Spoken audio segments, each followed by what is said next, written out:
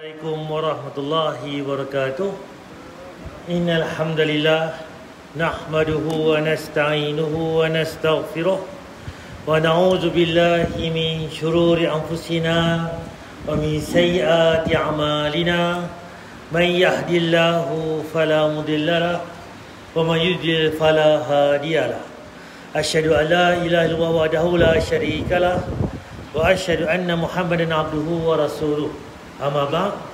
Yang saya hormati Tuan Imam, Presiden Kuasa Masjid Sabirin, Gial, Arab Polih, tuan-tuan, puan-puan Allah sekalian. Pertama sekali, marilah sama-sama kita manjatkan rasa syukur kita kepada Allah Subhanahu Wa Taala kelimpah kurnianya. Dengan rahmatnya dia beri masa kepada kita, dia beri tenaga, dia beri kesihatan. Juga kesempatan pada malam ini dapat sama-sama kita berjumpa kembali. Dapat sama-sama kita solat maghrib berjemaah. Dan dapat sama-sama kita sambung kuliah dui bulanan kita ni, iaitu kuliah maghrib setiap hari Khamis, minggu kedua dan keempat, tuan-tuan. Pada hari ini, tuan-tuan, kita akan sambung tajuk kita ni berkaitan dengan bab ilmu. Kitab kita ni ensiklopedia larangan menurut Al-Quran dan Sunnah. Apa yang Allah larang dan Nabi larang dihimpunkan dalam satu kitab ni. Dan tajuk kita ni berkaitan dengan larangan menyembunyikan ilmu. Tajuk cerita hari ni, kita tahu tapi buat tak tahu. Kita tahu tapi tak mau habaq. Jadi macam mana orang yang tahu ni, kedekut ilmu ni, apa ancaman, apa Nabi larang orang yang dia tahu tapi dia buat tak tahu. Dia buat lega pasal pelik, kan? Ataupun dia buat bodoh, lagi budak. Jadi dia tahu tapi dia sembunyi ilmu tu. Kalau kita tahu, kita kata tahu. Kalau tak tahu, apa tak tahu, mudah. Tapi apakah dalil, apakah cerita tentang orang yang sembunyi ilmu ni? Pertama sekali, tuan-tuan, kita akan tengok sikit tentang, sebelum saya nak mula ni, doa yang terbaik. Kita hari-hari doa. Tadi pun dalam semayang kita doa, ketika sujud perbanyakkan doa, sebelum bagi salam perbanyakkan doa, selepas semayang tu kita wirid, tambah lagi angkat tangan doa, tambah lagi doa. Contohnya, kan, balik rumah sekali lagi buat tahajud pula, doa lagi, kan. Tak mana-mana pun boleh berdoa. Cuma apakah doa yang terbaik Nabi ajak kita, tuan-tuan? إن تنصروا الله ينصركم ويثبت أقدامكم. Dalam surat Al-Baqarah ayat yang ke-201, Allah Subhanahu wa taala mengabarkan tentang hamba-hambanya yang terpilih. Okey, dalam surah Al-Baqarah ayat 201, Allah cerita tentang hamba Allah yang terpilih. Hamba-hambanya yang istimewa, yang memiliki ekspektasi besar akan akhirat. Allah berfirman tentang mereka, wa minhum man yaqulu rabbana atina fid dunya hasanah wa fil akhirati hasanah wa qina adzabannar. Tuan-tuan, ayat Al-Baqarah surah yang kedua, ayat 201, wa minhum man yaqul rabbana atina fid dunya hasanah wa fil akhirati hasanah wa qina adzabannar. Rupanya, tuan-tuan, doa yang kita baca dan doa, kan, selit-selit dibaca doa tu, rupanya doa ni Allah ajak sendiri dalam Al-Quran. Kita balik sekali lagi surah Al-Baqarah, tengok 201 ayat apa? Ayat dia baca balik. Ayat ni yang kita baca, dia doa ni, Rabbana atina fid dunya hasanah wa fil akhirati hasanah wa qina azabannar. Rupanya doa tu doa mai daripada Allah ajak kita, tuan. Dan di antara mereka ada yang berdoa kepada Allah Subhanahu wa taala, wahai Rabb kami, berikan kepada kami hasanah, kebaikan atau anugerah di dunia, demikian pula di akhirat. Dalam doa tu kita minta, tuan, ada dua benda. Rabbana atina fid dunya hasanah, ya Allah Tuhanku, berilah aku nikmat-nikmat dunia, kebaikan-kebaikan dunia, untuk dunia, kan? Apa tu anugerah dunia, dan juga kebaikan akhirat, tuan. Dan lindungi kami dari adab neraka. Dan yang ketiga pula, kita minta jauh api neraka. Pertama, minta selamat dunia. Kedua, minta selamat akhirat. Ketiga, minta jauh api neraka. 3 poin, 3 benda yang kita minta kepada Allah. Ini adalah doa yang paling banyak diucapkan oleh Rasulullah SAW, sebagaimana dikisahkan oleh Anas bin Malik dalam Sahih Al-Bukhari. Rupa-rupanya, tuan, doa yang ni simple ni Nabi rajin baca, Nabi rajin doa, tuan. Siapa kata? Anas cerita, tuan. Rasulullah banyak sekali berdoa dengan doa ini. Doa yang sangat ringkas namun menghimpun semua kebaikan baik di dunia maupun di akhirat. Rabbana atina fid dunya hasanah. Hasanah di dunia, semua kebaikan yang diharapkan oleh seorang hamba. Okey, apa maksudnya tuan? Kita minta kebaikan dunia. Minta apa? Padi elok, buat serelung, dua relung, kan? Harum manis. Bersih tu ya. 3 relung, 4 relung, buat berniaga tuan, buat bisnes. Jadi kita minta doa kepada Allah, sihat tubuh badan. Kemudian bagi apa? Bagi umur panjang. Minta doa. Semua kebaikan-kebaikan doa tuan dunia kita minta kepada Allah. Baik itu kesehatan, rumah, kendaraan, keluarga, kebaikan dan keberkahan umur, semua kebaikan yang ada di dunia yang diinginkan oleh hamba. Tercakup semua kebaikan di akhirat, baik itu kemudahan dalam hisab, lindungan Allah di bawah naungan arsy-Nya ketika semua manusia tenggelam dalam keringatnya, berada di bawah terik panas matahari pada mahsyar kelak. Jadi kita minta satu kebaikan dunia, kan? Kebaikan dunia, selamat, bahagia, rezeki murah, umur panjang sebagainya. Dunia selamat. Kedua pula kebaikan akhirat. Duduk pada mahsyar nanti, yang mana di sana tuan, apa tu peluh kita ni, ada yang takat lutut, takat bau, takat lihat, bahkan hapus badan tuan. Matahari pula sejengkal dengan apa kepala tuan. Itu ya. Apa suasana di hari kiamat. Kita minta tuan, hari akhirat nanti kita selamat tuan. Kemudahan dari Allah Subhanahu wa taala dalam hisab, kemudahan ketika menyeberangi sirat, dan hasanah yang terbesar adalah dimasukkan ke dalam surga Allah Subhanahu wa taala. Jadi bila selamat akhirat, syurga jawapan dia. Dunia selamat, untung dunia. Akhirat selamat, syurga tempat kita. Karena siapa yang tercegah dari atau terhalangi dari pintu surga Allah Subhanahu wa taala, sungguh dia terhalangi dari semua kebaikan yang ada di akhirat kelak. Jadi betul kita doa kan, bagi dunia kita untung, dunia kita bahagia, akhirat kita untung, akhirat kita bahagia, kan. Dan akhir sekali tuan-tuan, dalam kelanjutan doa yang waqina adzabannar, kata para ulama, mengandung makna agar kita dilindungi oleh Allah Subhanahu wa taala, agar sedikit pun kulit kita atau jasad kita tidak tersentuh oleh api neraka. Apa? Ada 3 benda. Dunia selamat, akhirat selamat, dan jauh api neraka. Ini penting tuan. Berapa banyak tuan orang yang Islam ni akhirat nanti masuk neraka dulu. Kemudian dah dihisap di neraka, baru dia masuk dalam syurga tuan. Kita tak mau macam tu. Kita nak macam mana? Kita masuk syurga terus. Akhirat tu dihisap, dikira semua, syurga tempat kita. Itu kita minta tuan. Sebab kita tak mau diri kita ni, kulit kita tempiah ke, bara apa tu kena haba ke apa, tak kena sikit pun api neraka tuan. Karena akan ada di antara orang-orang mukmin yang membawa dosa-dosa besar, timbangan amal keburukan yang lebih berat daripada timbangan amal kebajikannya. Akan ada di antara mereka yang lebih dulu dimasukkan ke dalam neraka oleh Allah Subhanahu wa taala. Kemudian mereka dikeluarkan dari neraka tersebut dengan syafaat Rasulullah SAW, atau dengan kasih sayang Allah, dengan rahmat Allah. Namun waqina adzabannar mengandung makna agar sedikit pun kita tidak dimasukkan ke dalam neraka. Itu kita minta kepada Allah tuan. Jadi dunia selamat, akhirat selamat, neraka kita jauh tuan. Ini nak apa lagi tuan? Semua dapat tuan. Dunia nak kaya ke, nak bahagia ke, nak senang ke, nikmat dunia semua ni Allah bagi. Selamat dunia. Akhirat pula, selamat akhirat. Nak lalu titian sirat mustaqim, kan? Apa tu mizan kita, amalan buku amalan kita semua clear tuan. Dan akhirat nanti jauh api neraka. Itu doa ni tuan-tuan, kalau minta apa-apa pun selit doa ni. Ada yang kata sebut doa ni minta tayang awal, ada yang kata buah kat tengah, ada yang kata buah kat ujung. Tak mana-mana pun boleh. Kita doa tuan-tuan, selit. Ya Allah Tuhanku, bagilah benda aku elok, bagilah kebun aku elok, bagilah bisnes aku elok, sebagainya. Last kali selit Rabbana atina fid dunya hasanah. Sebab apa? Ini ibu segala doa. Kan? Nak buah tak mana? Silakan. Tak mana tak apa. Kalau tak perasan, kita majlis rasmi ke apa-apa ke, dia baca doa macam-macam, sekali dia selit doa ni di hujung-hujung pun boleh. Tak payah berhujung buah awal pun boleh. Tengah pun boleh. Mana-mana pun boleh. Nabi tak abad pun tak mana-mana. Janji berdoa pada Allah tuan. Jadi lepas ni tuan, setiap kali doa jangan lupa tentang doa ni. Selit doa ni.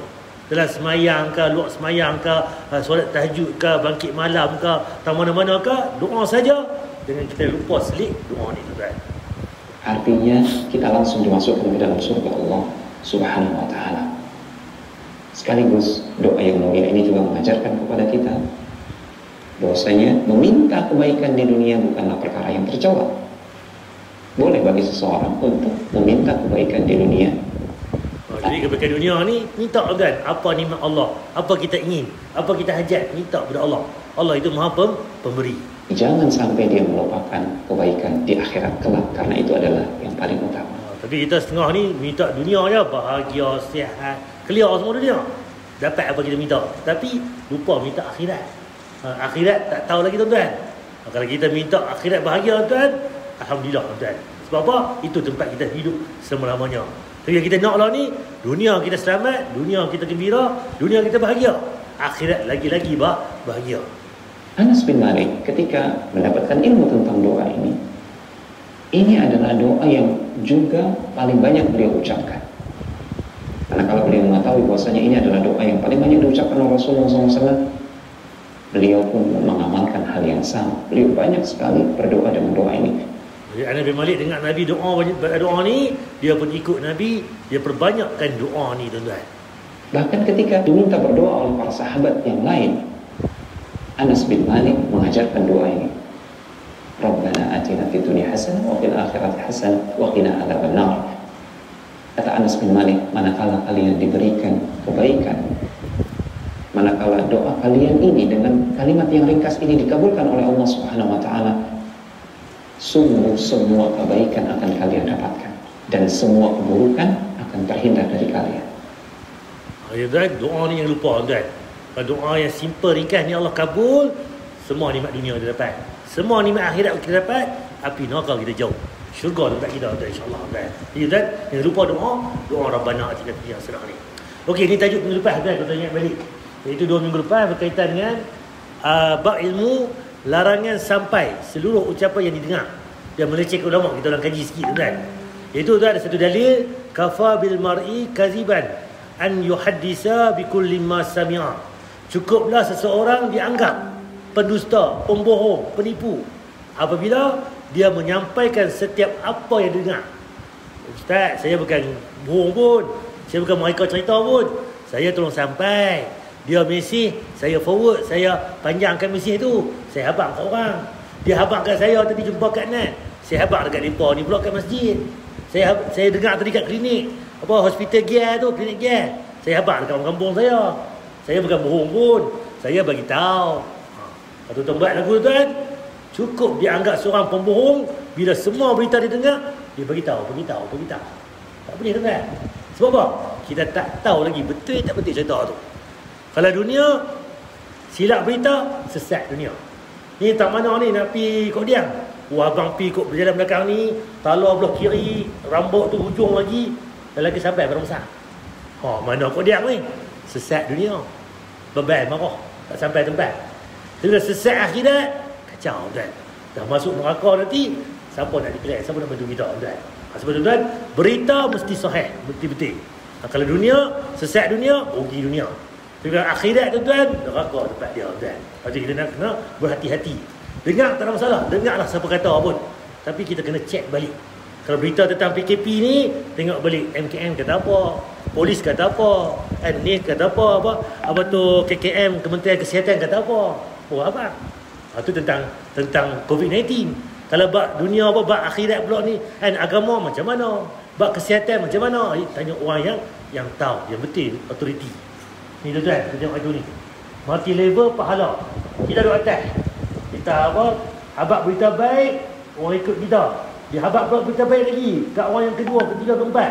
Ramai tahu, benda tu bermanfaat, dapat pahala kita. Orang yang buat bawah ni, kerana kita buat, kita akan salin pahala kita masuk ke kita. Dia buat, dapat kat dia pahala. Tapi kita yang ajak, salin kat kita satu. 5 orang buat, 5 orang mereka dapat pahala. Tapi setiap orang tu salin kat kita satu-satu. Ini pahala akhirat. Kalau kita MLM, apa tu mega, ni MLM pahala. Sama juga dosa, kita duduk atas, kita ajak orang jahat, samun kereta, samun motor, samun rumah ke apa, macam-macam lah. Ilmu jahat ni orang pertama buat, orang kedua buat. Orang tu buat, dosa dia dapat kat dia, kalau dia buat jahat. Tapi dia buat jahat tu, kita ajak dia, petua tu, nak pecah masuk rumah, nak curi kereta macam mana, sebagainya. Kita ajak orang. Dia buat, dapat dosa kat dia. Tapi dia yang dia buat tu salin dosa kat kita. So, kita tunggu dia. 5 orang buat, 5 dosa dapat kat dia. Tapi salin 5 kita. Bayangkan bahayanya apa tu MLM dosa ni tuan-tuan. Okey, itu tajuk minggu lepas. Okey, kita sikit lagi sentuh lagi. Doa selamat tuan-tuan. Kalau tuan perasan, kita boleh amal tuan. Main PKP ni tuan-tuan ataupun hari-hari lah. Kalau bukan PKP pun, kita baca doa ni 3 kali pagi, 3 kali petang, Allah selamatkan kita tuan. Apa dalilnya? Barang siapa yang mengucapkan zikir ini sebanyak 3 kali di pagi hari dan 3 kali di petang hari, maka tidak akan bahaya yang tiba-tiba memudaratkannya. Jadi apa doa tuan? Hadis Abu Daud, Tirmizi, Ibnu Majah, Ahmad Sahih, iaitu Bismillahillazi la yazuru ma'asmihi syai'un fil arzi wala fis sama wa huwas samiul alim. Apa maksudnya? Dengan nama Allah yang bila disebut segala sesuatu di bumi maupun di langit tidak akan ada bahaya. Dialah yang Maha mendengar lagi Maha mengetahui. Apa nak jadi tak jadi kan? Sebab apa? Bahaya dunia, langit dan bumi ni Allah yang Maha mengetahui, Allah yang Maha berkuasa. Jadi kan baca doa ni. Nak kemalangan ke, nak accident ke, apa sebagainya, mudarat ke apa ke, Allah hinдар. Janji 3 kali pagi baca doa ni, ulang 3 kali petang.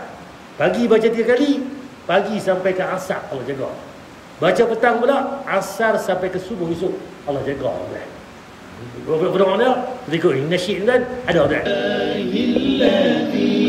لا يضر مع اسمه شيء في الأرض ولا في السماء وهو السميع العليم بسم الله الذي لا يضر مع اسمه شيء في الأرض ولا في السماء وهو السميع العليم. Nampak biasa, tapi dia punya khasiat dia ataupun ganjaran dia luar biasa kan. Kita baca doa ni kalau ikut dalam apa tu kitab apa tu tentang apa tu qada dan qada tuan-tuan sebagainya. Balik sekali lagi akan insiden tu kat depan ni. Tuan-tuan insiden. Kita baca doa tuan, contohnya mungkin sekali lagi insiden juga. Mungkin sendiri. Tak apa sekali lagi tak insiden terus. Allah tukar tuan. Boleh jadi tuan. Kalau ikut balik sekali lagi macam-macam lah apa-apa jadi. Kan? Dengan kita baca doa ni Allah tukar benda tu. Allah tukar jadi tak jadi tuan. Kalau teruk pun mungkin tak teruk lepas tu. Dia punya musibah-musibah. Jadi kita doa pada Allah tuan, sebab musibah ni kan Allah boleh ubah dengan doa kita. Doa ni kunci, kita ada kunci. Cuma kita nak guna tak guna kunci doa kita ni tuan. Okey, tajuk kita hari ni iaitu bab ilmu. Larangan menyembunyikan ilmu. Macam mana pula cerita hari ni kita sembunyi ilmu tu tuan. Okey, bila belajar tuan, buku ni, kitab ni, nampak dia buat apa? Tak ada love tu. Ni kasih saya cinta ilmu. Tak apa, ramai orang kita ni mau baca buku. So khabar pun gagah baca. Kan? Tengok bola menang berapa kosong. Alah ni bola pun tak ada lah. Kan? Kalau jenis kaki nombor ekor tu, tengok belakang tu. Oh, nombor ekor menang tak menang. Kacau lah. Tu syirik pada Allah tuan. Jadi tengok nombor ekor pula. Jadi tuan baca berita tu, apa dia cerita orang ni, apa dia dan sebagainya. Cuma ilmu ni penting. Kan? Apa dalilnya? Saya tengok sikit. Okey, ilmu manfaat. Saya tunjuk tuan ni gambar ni tentang teknologi tuan. Iaitu pembinaan tuan, apa tu kalau tengok sini keluar buah tuan ataupun bukit buat terowong. Ni tuan teknologi macam mana? Dia buat apa ni, jabatan. Jabatan ni tak siap lagi. Kita dah tengok lah jabatan siap dah. Macam mana dia buat jabatan tuan? Ni tuan teknologi. Rupanya tuan dia buat pasang siap nama dia ni. Kan? Dia buat satu macam apa tu konkrit tu kan sebagainya. Dia orang ni tuan kecil tu kan. Saya cepat sikit tuan. Aduh. Dia pakai ni buat pi ke tiang nombor 2. Daya banyak tuan. Aduh. Dua orang pasang apa semua, stopper sebagainya kan. Sekali lagi dia tarik lagi, dia bawa pi pula ketiga. Pi tiang ketiga ni kaki di sini tuan. Ni kalau tengok ni dia buat turun satu konkrit yang pasang siap tadi. Dan dia bawa atas ni, dia pasang seperti tu. Nampak tuan. Saya cepat lagi tuan. Letak pelan. Siap tuan. Kita macam mana dia buat tuan? Habis. Sekali lagi bomba blok yang kedua, ketiga, keempat. Siap tuan. Ya tuan, teknologi ada. Kita tak ada ilmu, kita nak buat tak boleh. Bahkan kalau kita ni, kita nak bayar duit ke orang. Kita beruntung lah. Kalau di Malaysia kita pun, di Perlis pun ada Unimed. Kejuruteraan macam-macam ada di situ. Mudah-mudahan kita Malaysia pun nanti, ke depan nanti, kita tak bergantung pada orang. Kita ada ilmu sendiri, kita buat sendiri tuan. Okey. Sesungguhnya, orang-orang yang menyembunyikan apa yang telah kami turunkan dari keterangan-keterangan dan petunjuk hidayah sesudah kami menerangkannya kepada manusia di dalam kitab suci Al-Quran, mereka itu dilaknat oleh Allah dan dilaknat oleh sekalian makhluk. Allah bagi kita Al-Quran kan, kitab apa yang penuh penerangan kan, hukum hakam sebagainya, larangan Allah beritahu dah, suruhan macam mana kan, kisah yang lepas, kisah yang akan datang, kisah yang akan datang. Kemudian cerita tentang sains semua ada, sirah, apa tu, sejarah, Al-Quran cerita semua kan. Tiba-tiba kita sembunyi, tak abang kat orang. Orang tanya, buat tak tahu. Apa jadi? Mereka itu dilaknat oleh Allah dan dilaknat oleh sekalian makhluk. Bayangkan, kalau kita ni tahu, abang tahu. Kalau tak tahu, kita abang tak tahu. Itu cerita dia. Jangan tak tahu, kata tahu pula, gagah bagi kita tahu. Itu berdosa kan. Yang tahu, abang tahu. Tak tahu, abang tak tahu. Itu kan. Okey, dari yang kedua. Dari Abu Hurairah yang berkata, orang-orang berkata, Abu Hurairah terlalu banyak yang meriwayatkan hadis. Orang heran, pasal apa Abu Hurairah ni? Dia ni tuan-tuan, masuk Islam hujung-hujung, lewat dah, lambat. Jika tuan-tuan perasan, dialah banyak cerita hadis. Sebab apa tuan-tuan? Sebab dia ni walaupun lambat masuk Islam, dia ikut Nabi. Dia ni ahli sufah. Duduk masjid Nabi tu, dia akan tidur di masjid, dia akan ikut Nabi pergi jalan, musafir, ziarah sebagainya, perang ke apa ke, dia akan ikut Nabi. Tak mana Nabi buat, dia nampak, dia riwayatkan hadis. Sahabat-sahabat lain ada juga. Macam kita lah, pagi pergi pejabat, pagi pergi berniaga, pagi pergi kerja, pagi pergi bendang, pagi pergi kebun. Jadi sahabat-sahabat Nabi yang lain pun sama juga. Ada yang berniaga, ada yang urusan sebenarnya. Mereka ada tak banyak bersama Nabi. Dia memang jumpa Nabi, tapi jarang-jarang. Abu Hurairah ni rajin ikut Nabi. Sebab tu banyak dalil-dalil Abu Hurairah cerita tuan. Apa dia kata? Jika sahaja bukan kerana 2 ayat dalam kitabullah, nescaya aku tak akan riwayat hadis. Kalau bukan kerana hadis 2 ayat ni kan, Allah kata ni, aku pun tak abang kat orang. Aku tahu, aku simpan kat aku je lah. Aku pergi mengaji, ikut suka aku, nak abang tak abang. Tapi tak, rupanya Allah ancam orang yang tahu ni. Apa dalilnya? Abu Hurairah membaca ayat firman Allah, sesungguhnya orang-orang yang menyembunyikan apa yang telah kami turunkan berupa keterangan-keterangan yang jelas dan petunjuk setelah kami menerangkannya kepada manusia dalam kitab Al-Quran itu sendiri, mereka itu dilaknat Allah dan dilaknat pula oleh semua makhluk yang dapat melaknatinya, kecuali mereka yang telah bertaubat dan mengadakan pembaikan dan menerangkan kebenaran. Maka terhadap mereka itu aku menerima taubatnya, dan akulah yang maha penerima taubat lagi maha penyayang. Maksudnya dia, kalau kita tahu, habaq ke orang.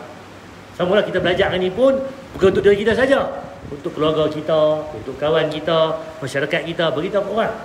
Bukan pulun pergi mengaji motor tempat, tapi tak habaq ke orang pun, pulun seorang dia ada. Kemudian sebab kalau kita tahu, kalau orang tanya, kita jawab, kita bagi tahu. Itu tugas kita. Ni dah tahu, orang tanya, buat tak tahu pula.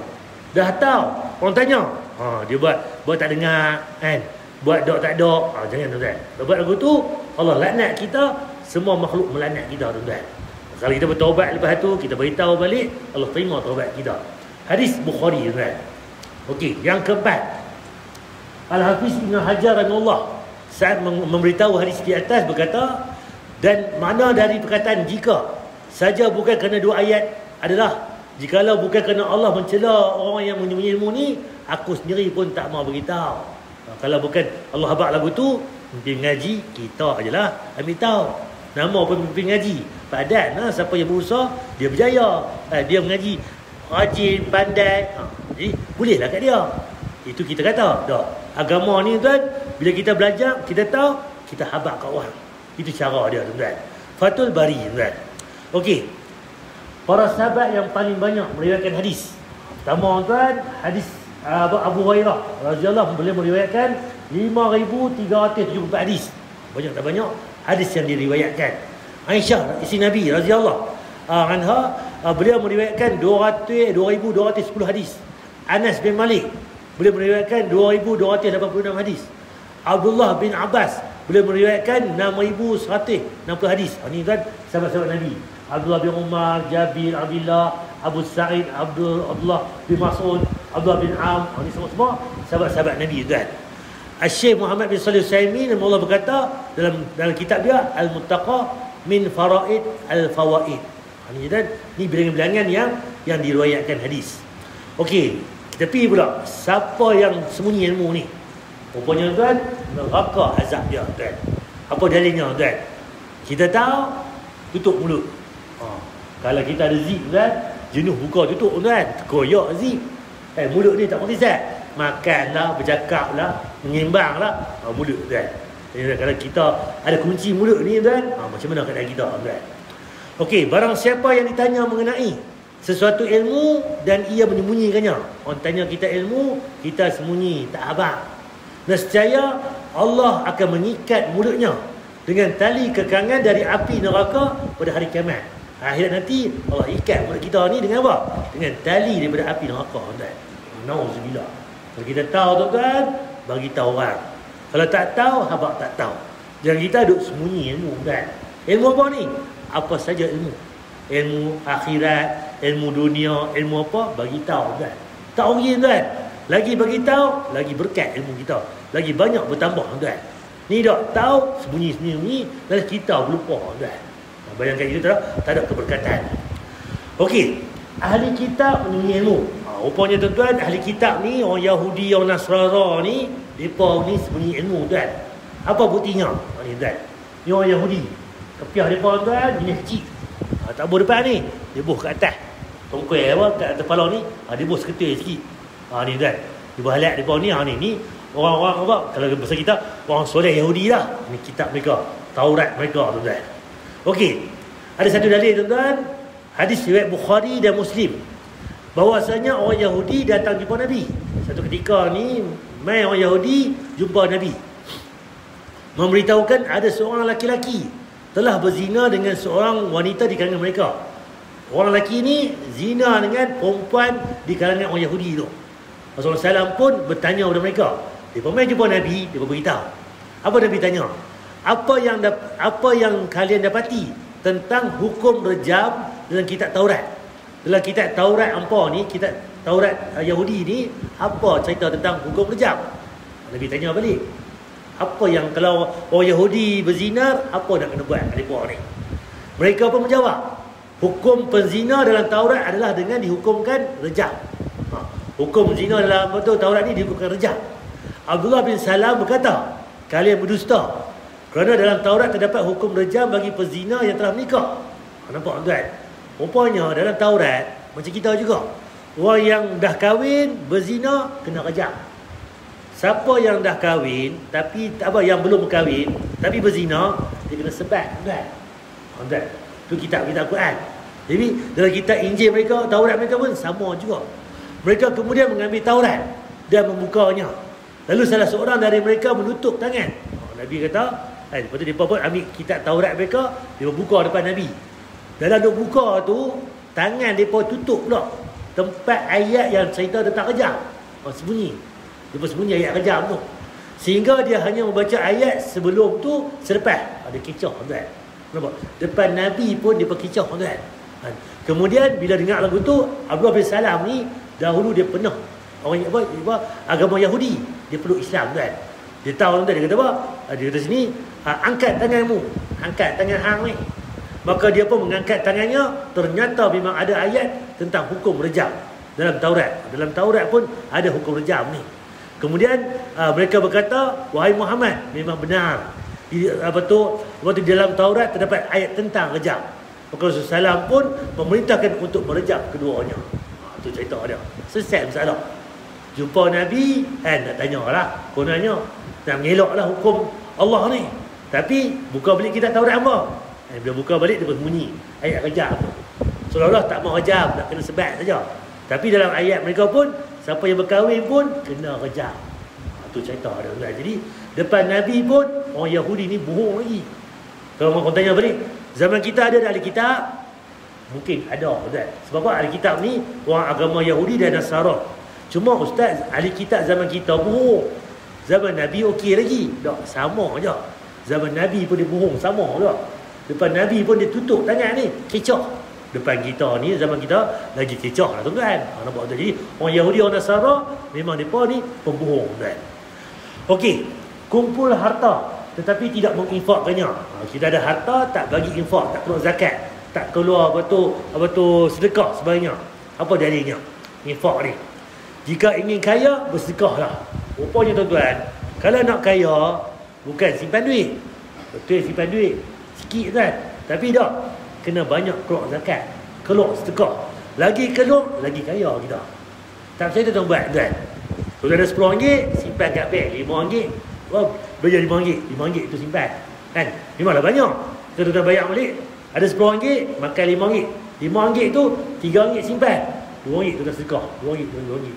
Kau tengok nanti yang RM2 tu dia akan bertambah rezeki mai kau pula yang kita tak tahu. Kalau kita simpan RM5 kat bank sajalah. Boleh kot apa tu dividen ke apa hujung-hujung tahun tu. Itu sajalah. Tapi Islam kita ni lagi bagi, lagi sedekah, lagi banyak harta kita. Itu sudah dibuat tuan. Satu sedekah dikena sampai 700 kali ganda. Okey. Perumpamaan orang yang menuntut ilmu kemudian ia tidak menyampaikannya adalah seperti orang yang menimbun harta tapi tidak menginfakkannya, tak bayar zakat. Kita ada duit banyak tapi tak bayar zakat. Dosa tak? Dosa. Sama juga dia mengaji pandai ilmu banyak tapi tak habaq orang. Jadi orang yang ilmu banyak ni, yang belajar ni, apa cara dia? Dia kena bayar sedekah. Bayar macam mana? Bayar dengan bagi tahu orang, bagi tahu ilmu. Itu cara sedekah dia. Itu cara infak dia. Itu cara dia nak bersihkan diri dia tuan. Cerita dia. Share tuan. Hasan atau berani. Bagi contoh, duit banyak, harta tuan. Kan? Seorang alim harus menunaikan zakat ilmunya dengan mengajarnya. Kaya tadi bayar zakat dengan duit. Kita orang alim, orang berilmu ni macam mana? Bayar zakat ilmu dengan mengajar, bagi tahu orang, menyebarkan dan memanfaatkannya. Itu caranya tuan. Jika hal itu tidak dilakukan, maka ilmunya bagaikan harta yang digunakan sebagai alat untuk mengazabnya hari kiamat. Tadi ni kalau orang kaya, duit tak bayar, zakat tak bayar, infak tak bagi, dia akan bakar dah hari akhirat. Itu harta. Kita pun sama, ilmu yang kita mengaji ni tak mengajar orang, tak sebar ke orang, tak bagi manfaat, kita pun tumpang azab di hari kiamat. Seperti halnya orang-orang yang mengumpulkan emas dan perak tetapi tidak menginfakkan di jalan Allah. Dan orang yang menyimpan emas dan perak dan tidak menafkahkannya pada jalan Allah. Samalah. Maka beritahulah kepada mereka bahawa mereka akan mendapat sisa yang pedih. At-Taubah ayat 34. Sama tuan. Cerita dia, ilmu ada, beritahu orang. Kita ada tahu benda tu, orang tanya jawab. Jadi kita duduk sengak sembunyi. Kalau tahu, beritahu kata tahu. Kalau tak tahu, apa tak tahu. Begitu lagi tuan. Sambungan lagi, larangan mengajar ilmu tetapi tidak mengamalnya. Kes kedua ni, dia ada ilmu, pompang. Dia tak buat pun. Kata ni, tengok dia tak buat pun. Ajak kebersihan, pi rumah, semak samun. Ajak sabar, tu tengok pemarah, lebih marah daripada kita. Nampak macam mana tuan? Kita ada ilmu tapi kita tak amal dia. Bahaya tuan. Nampak tuan? Perumpamaan nafkah yang dikeluarkan orang yang menafkahkan hartanya di jalan Allah ialah seperti sebiji benih yang menumbuh 7 tangkai. Setiap tangkai tadi ada 100 biji buah pula. Dan Allah melipatkan ganda bagi orang yang dikehendaki. Infak duit 1 tepi 7 cok. 7 tangkai tadi, ada tangkai pula tadi 100 pula buah. Dilipat ganda. RM1 derma tadi dia jadi banyak tuan. Pecah 7, pecah lagi. Bahkan 700 kali ganda tuan. Okey, nak ilmu tuan. Ngaji Quran, belajar baca buku ke apa ke, macam-macam lah ilmu dunia sebagainya, ngaji. Patutkah kamu menyuruh manusia supaya berbuat kebaikan sedangkan kamu lupa akan diri kamu sendiri? Duk habaq ke orang pumpang, saya sendirilah takut juga. Duk habaq ke tuan-tuan, tak buat pun, tengok sembang bagus, tapi tengok tak buat pun ustaz ni bahaya kan. Saya habaq ke tuan-tuan ni pun berhati-hati sebab apa? Apa yang saya kata ni pun saya kena amal tuan. Kalau tidak akan makan diri saya balik tuan. Padahal kamu semua membaca kitab Allah, tidaklah kamu berakal? Tak tahu kah? Al-Baqarah ayat 44 kan. Nampak kan? Okey, wahai orang yang beriman, mengapa kamu memperkatakan apa yang kamu tidak melakukannya? Ya ayyuhallazina amanu, kita kata apa yang kita tak buat. Kata lain, buat lagu lain. Kata saja, tak buat pun. Amat besar kebencian di sisi Allah kamu memperkatakan sesuatu yang kamu tak lakukan. Jadi kena berhati-hati tuan. Nak kata ni tuan, kena beringat. Sebab tu tuan Nabi kata, kata bila perlu. Tak kata, diam. Nak kata apa ni? Tak kata apa, diam, tutup mulut. Jadi kalau kita kata tuan-tuan, takut-takut nanti kita kata saja tak buat. Beringat tuan. Surah As-Saff ayat 2 dan 3. Mulut tuan. Kerana mulut tuan macam-macam. Kata tak berpisah. Boleh dapat pahala, boleh dapat dosa. Itu mulut tuan. Diriwayatkan daripada Usamah bin Zaid. Dia berkata, saya mendengar Rasulullah SAW pada hari kiamat nanti akan dibawa seorang laki-laki itu dilemparkan ke neraka. Seorang laki-laki ni Allah lempar dalam neraka kan. Maka terburailah ususnya, perut dia dalam api neraka. Lalu ia berputar-putar seperti seekor keldai berputar-putar mengeliling batu penggilingan. Batu giling tu duk pusing-pusing nilau kan. Maka penduduk neraka pun berkumpul dan dekat dengan dia dan berkata, hai fulan, wahai si fulan, mengapakah kamu seperti ini? Awak hang macam ni. Bukankah dahulu kamu menyuruh kami kepada perkara makruf? Dulu kat dunia dulu ni hang suruh kami buat benda baik dan melarang kami buat benda kejahatan. Dulu ni hang ajak buat baik, larang kejahatan. Maka lelaki itu pun berkata, dahulu aku menyuruh kamu buat perkara yang makruf, benda baik, namun aku sendiri yang tak lakukannya. Aku melarang kamu buat benda jahat, tapi aku yang buat. Nampak kan? Dekat dunia ni nampak kemat, bagus. Tapi akhirat nanti orang kita nampak, nah, siapa dia rupanya. Dunia habaq lain, akhirat mulut kata lain, badan buat lagu lain. Mulut kata jangan, dia yang buat. Mulut kata suruh, dia yang tak buat. Nampak tuan? Berhati-hati. Macam mana terburai pun kita di hari akhirat, di api neraka tu, penduduk neraka pun makan tanya, hang pun sama dengan kami ke? Dulu kata buat baik kan tinggal berjahat. Ni hang buat baik, hang buat benda jahat. Nampak tuan? Jadi itu yang kita tengok balik. Kata baik tak buat, benda larang dia buat tuan. Hadis Bukhari Muslim. Okey, yang ke seterusnya diriwayatkan daripada Abu Barzah Al-Aslami, ia berkata, Rasulullah SAW bersabda, tidak akan berganjak kedua tapak kaki seorang hamba pada hari kiamat sehingga ia ditanya tentang umurnya, untuk apa dihabiskan. Kita tuan-tuan kat akhirat nanti duduk dirilah tentu, tak pi mana-mana, tak berganjak. Sehingga apa? Sehingga dihisap, ditanya. Apa dia? Umur kita tak mana kita habiskan. Tentang ilmunya, apakah ia amalkan? Nampak? Ilmu tak mana kita amal. Belajar ilmu, amal tak amal. Itu soalan dia. Tajuk kita hari ni. Tahu tapi tak buat. Tentang hartanya, dari mana ia peroleh, ke mana ia belanja. Harta ni pula mai ke mana, rezeki mana, halal ke, haram ke, syubhah ke. Pada hadapan harta pula tak apa dah. Satu bab. Belanja tak mana pula, maksiat ke, kebaikan ke, sedekah ke, berfaedah dah. Semua tuan, banyak cerita. Dan tentang tubuhnya, untuk apa ia gunakan.